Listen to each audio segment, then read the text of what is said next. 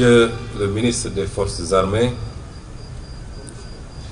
Monsieur le ministre de l'Intérieur,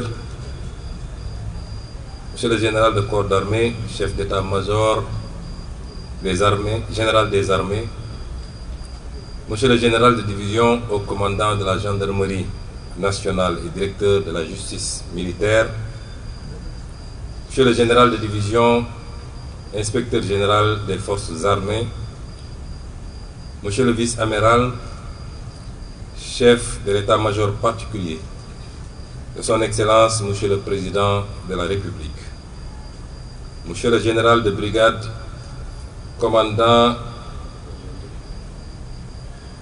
la brigade nationale des sapeurs-pompiers, Madame, Messieurs les officiers généraux, Monsieur le colonel, commandant la zone militaire numéro 1, Monsieur les officiers, sous-officiers et militaires de rang, et militaires du rang, chers grands anciens, Mesdames et Messieurs, chers invités à vos rangs, titres et qualités.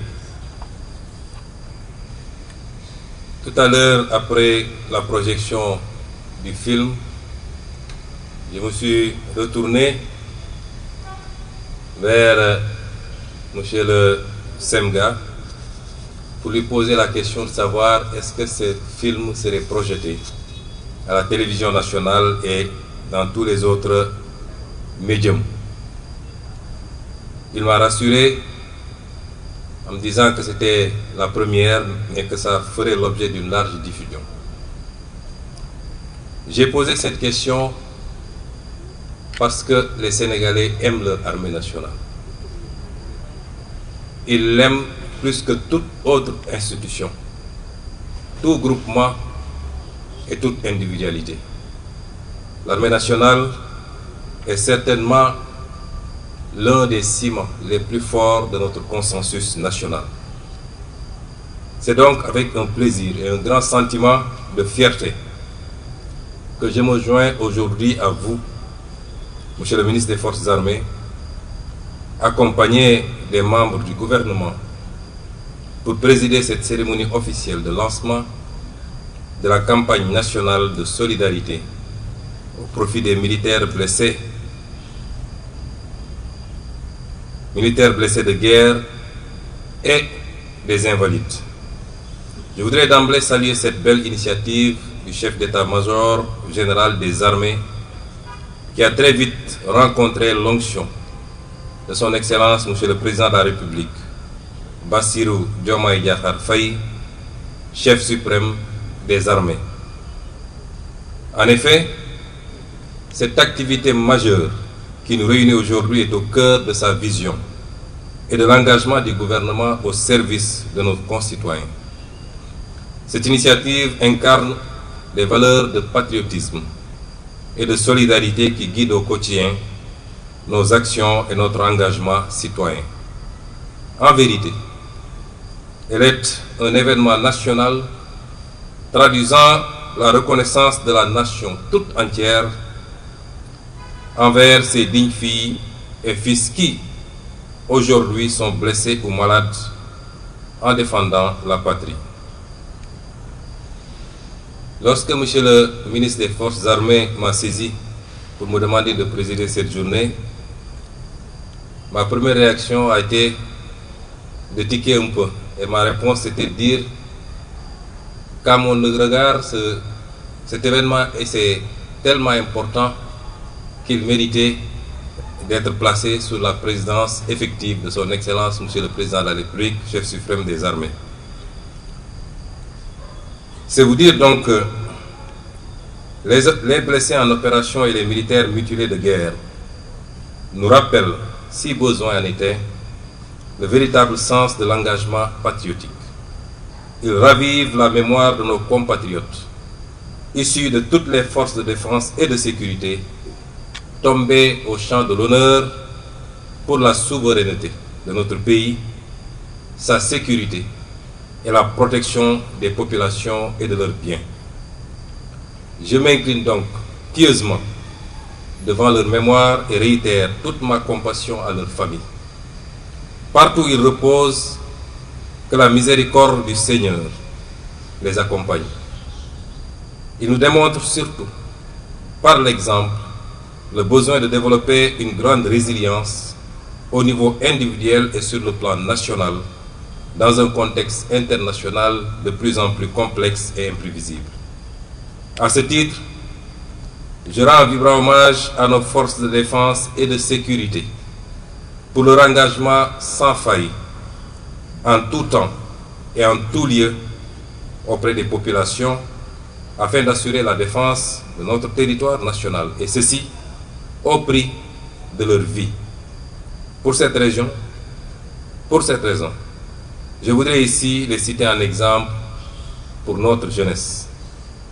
Ma présence parmi vous montre à suffisance la volonté du chef suprême des armées et du gouvernement d'être davantage plus près de ses filles et fils de la nation et de leurs familles.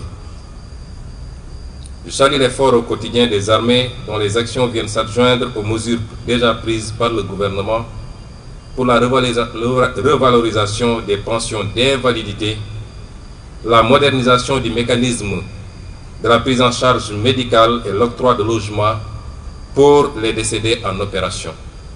Au demeurant, cette nouvelle initiative offre à ces valeureux djambars l'opportunité de poursuivre leur contribution au développement économique et social de notre pays.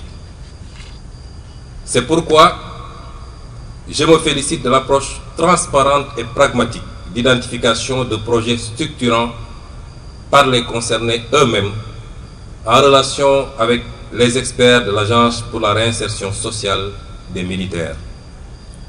Dans cette perspective, je vous invite, chers djambars, à vous organiser autour d'une entité fédératrice et à vous engager pour un emploi optimal des ressources qui seront mobilisées.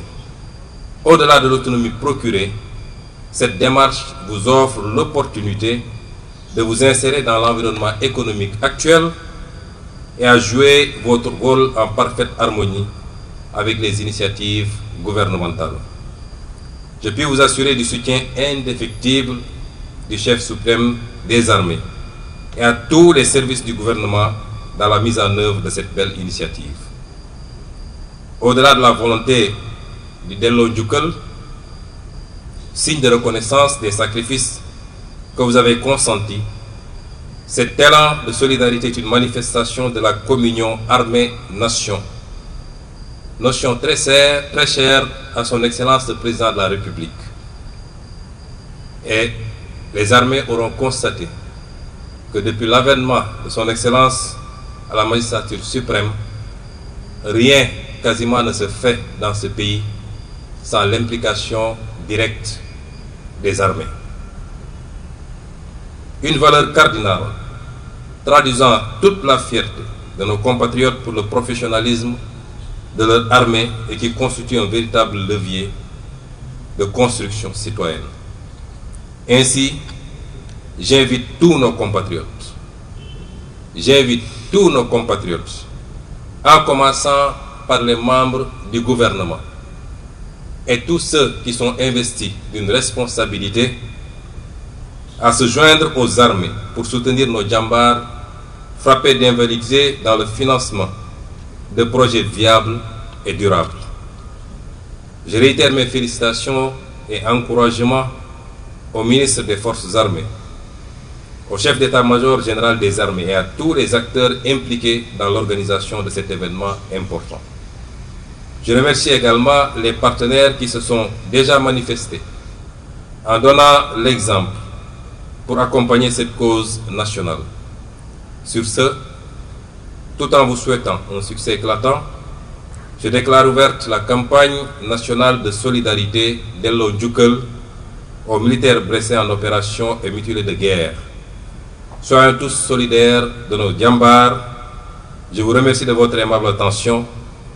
On nous tue, on ne nous déshonore pas.